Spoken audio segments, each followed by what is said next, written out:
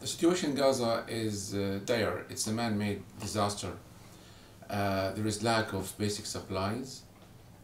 Israel controls what goes in, what goes out. There is a man-made famine. People are starving in the northern part of Gaza, including my family. Also, the health sector is in bad shape. There is no healthy water. Israel bombed most of the water wells, and there is no electricity to pump the water. Sewage system also in bad shape. The Gaza's 40-kilometer beach and coastline is polluted because the sewage is being pumped there. There is no treatment to the sewage. Also there is contamination because of the garbage, piles and piles of garbage in the streets. Municipalities were not able to collect all the rubbish. Disease is spread out. Schools that shelter people are overcrowded. So, and also there is the mental and psychological impact is affecting all people.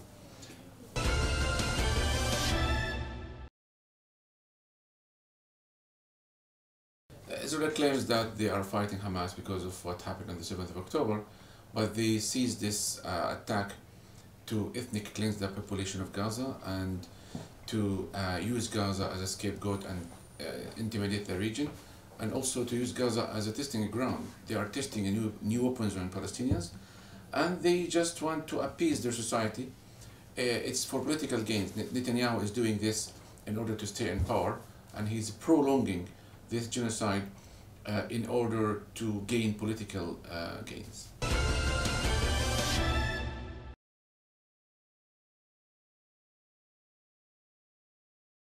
It's absolutely unfortunate that the world, the international community is silent, did not take practical steps to pressure Israel to end the genocide. We feel there is hypocrisy and double-standard policy because if you compare Palestine to other conflicts, you see that the international community does intervene in the other conflicts, but in Palestine case, they are reluctant to intervene because Israel is a spoiled brat. It enjoys impunity and is supported by the American administration.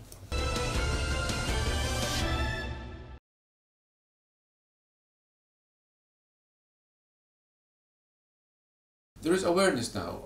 Social media is playing an important role. That's why traditional media, Western media outlets, for example CNN, Fox News, they cannot ignore and avoid the reports coming from Gaza, the sad scenes and the painful savagery that Israel is doing in Gaza.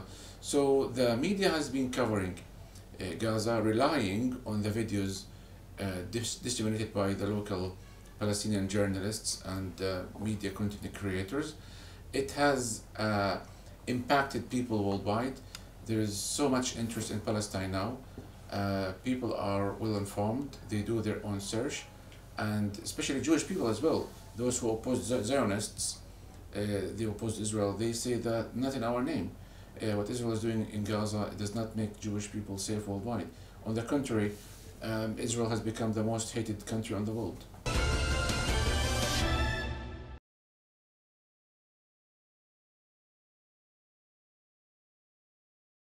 Well, I'm a journalist now, even though I'm not present in Gaza. I'm reporting, I appear on TV stations, British media, different media outlets.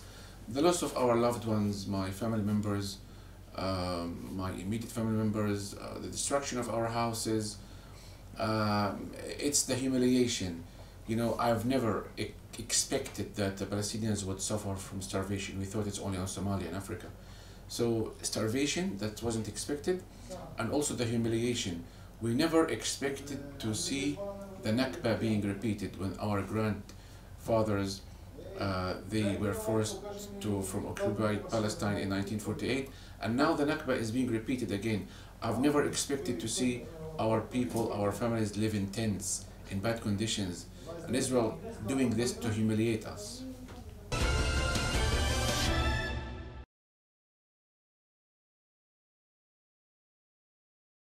Journalists, they have a moral duty to be the voice of the voiceless.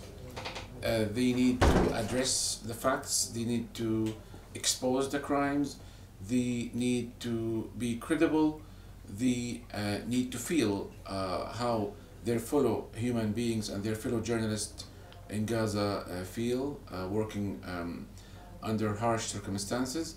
So they have a moral duty to report and enlighten the world and cover stories that are not covered.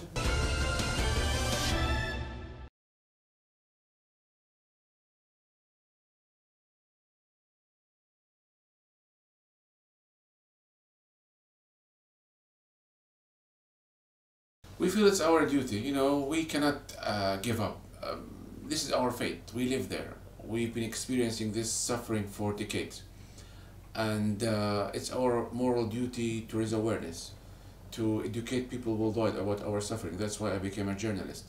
Because if you do a report, if you inform the world what's happening, maybe this will shape the perception of Palestine in the West. So we have high hopes that things will be in our favor, hopefully in the near future.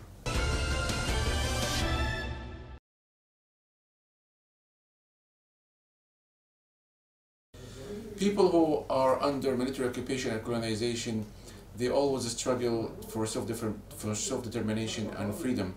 Of course, you suffered bad times in the past, in the 40s. You gained your independence, you have a country. And we have been fighting for self-determination and freedom and independence for the past 76 years. And we are not going to give up.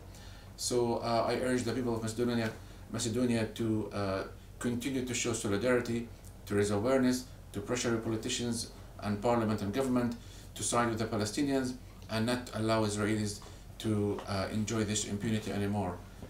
We are normal human beings. We are being collectively punished and we are denied our rights, and we would like our children to live in peace without military occupation. So the root cause of the problem is the Israeli military occupation. Hamas is only an excuse.